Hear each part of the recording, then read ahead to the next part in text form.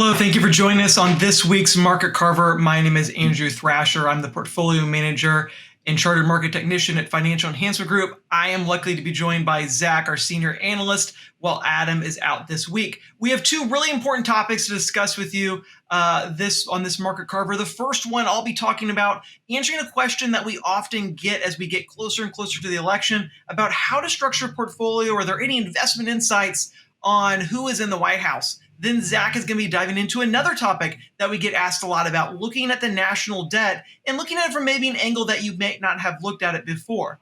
So first, let's go into the political topic. One question throughout the thirdlies that we just got done, and hopefully you're able to attend, and we also get from email from different families that we work with, is asking, okay, we're coming into election season. Is there a way to invest? If Trump gets elected, is there a way to invest? If Harris gets elected, how should the portfolios change based off of how the outcome of the election? And there was this really, really great chart that came from JP Morgan looking at one example, looking back at how two different sectors performed during the prior Trump administration and the Biden administration. Trump was very much more focused on fossil fuels, increasing fracking, drilling, things like that, less so focused on more clean energy, wind, solar, things like that. But if we look at how they actually performed during the Trump administration, that's what this chart here shows. Look at the global clean energy index rose over 270%, 275% during his administration. Meanwhile, just your regular standard energy index, things like ExxonMobil, Chevron, the oil companies you'd be familiar with, they actually went down 40% during the administration. Then we roll over into Biden, who was much more in favor of things like clean energy, less so on coal, oil, and things like that. And look at the performance there. It was almost right after the election, we see clean energy stocks begin to peak, and they fell 54%. Meanwhile, your traditional energy stocks rose over 200%.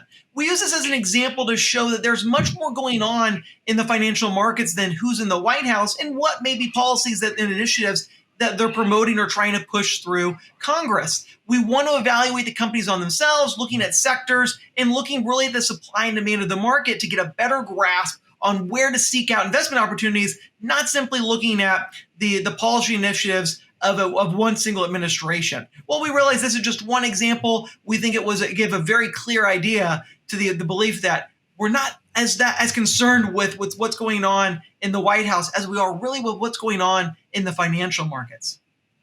All right, now I'm going to turn it over to Zach, who's going to give us another look at national debt, and again, from an angle you might not be familiar with.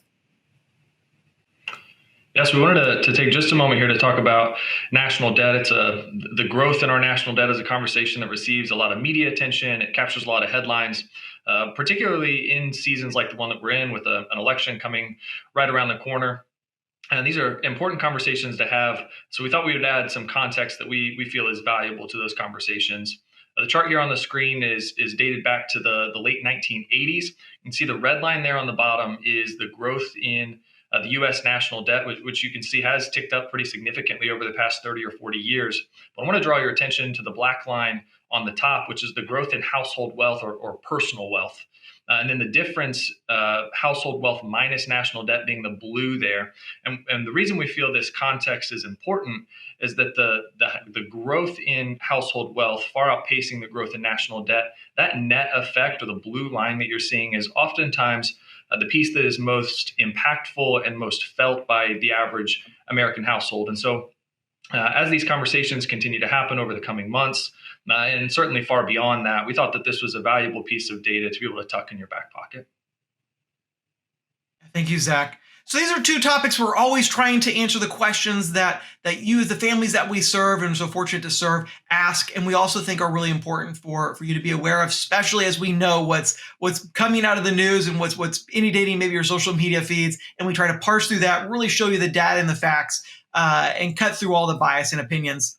So again, we hope you found this information useful. Again, if you would like to set up a meeting, you have the number that's going to be on your screen, the 1-800-928-4001, our website, and also a very easy to use QR code to schedule that. We hope you have a great week. We look forward to coming back next week with another set of topics in next week's Market Carver. Thank you.